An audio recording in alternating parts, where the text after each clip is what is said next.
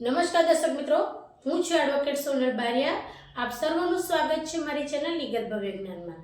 દર્શક મિત્રો, આજે આપણે ભારતીય ન્યાય સંહિતા 2023 ને જે કાયદો છે તેની કલમ 4 ની અંદર શિક્ષાઓ દર્શાવવામાં આવેલ છે તેના વિશેની જાણકારી મેળવીશું.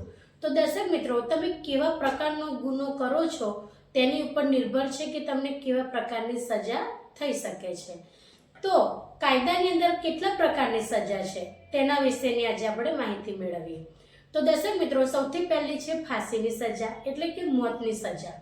તો તમે કોઈ ક્રિમિનલ ગુનો કરો છો અને કોઈ વ્યક્તિનું તમે મર્ડર કરો છો, તેવા સંજોગો દરમિયાન દર્શક મિત્રો, તમે કેવા પ્રકારનું અને કેવી રીતે તમે જે મર્ડર કર્યું છે તેની પર નિર્ભર છે કે તમને ફાંસી થશે કે પછી આજીવન કેદની સજા થશે. એ બધું જ તમારો કોર્ટ દ્વારા નિર્ણય થશે કે તમે કયા ઇન્ટેન્શનથી એટલે કે કયા ઈરાદા સાથે તમે તે વ્યક્તિને મારી નાખ્યો છે, અથવા તમે તે વ્યક્તિને ભૂલથી પણ તમે કોઈ કારણસર કોઈ એવા સંજોગો આવ્યા હોય કે જેથી કરીને તમે એને જે પણ વ્યક્તિનું છે તેનું ખૂન થઈ ગયું હોય. તો જરૂરી નથી કે તમે કોઈ પણ વ્યક્તિનું ખૂન કરો તો તમને ફાંસી જ થાય. એ તમારા સંજોગો પણ જોવામાં આવે છે, તમારો ઈરાદો પણ જોવામાં આવે છે અને તે મુતાબિક તમને સજા થતી હોય છે. તો ફાંસીની અથવા સૌથી પહેલી ફાંસીની અથવા મોતની સજા છે.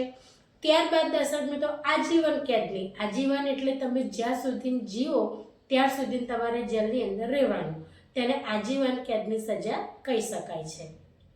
ત્યારબાદ આવે છે કેદની સજા. કેદ એટલે જેલની સજા, પણ એની અંદર બે પ્રકારની હોય છે.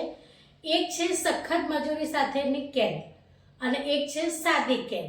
એટલે આ બે પ્રકારનો તમારો જે ગુનો હશે તે પ્રમાણેની તમારે સાદી કેદ અને સખત કેદની સજા હોઈ શકે છે.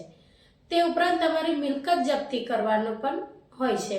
એક શિક્ષા જ છે કે તમારી મિલકત જપ્ત કરી લેવામાં આવે.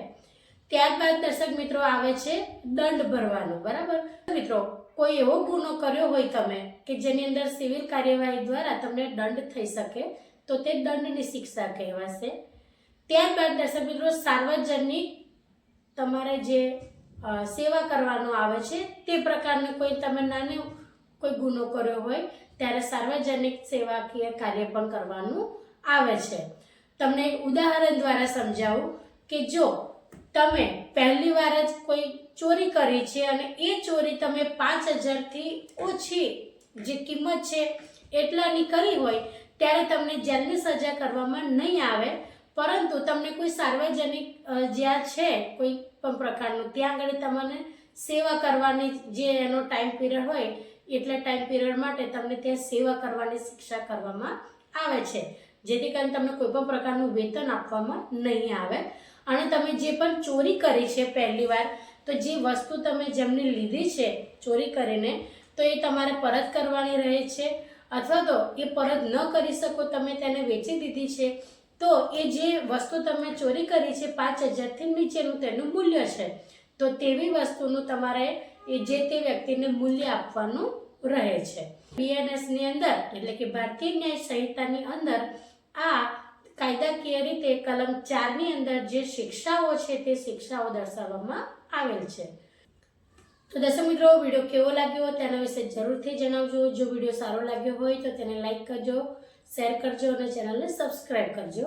આજના માટે આટલું જ. જય હિન્દ, જય ભારત.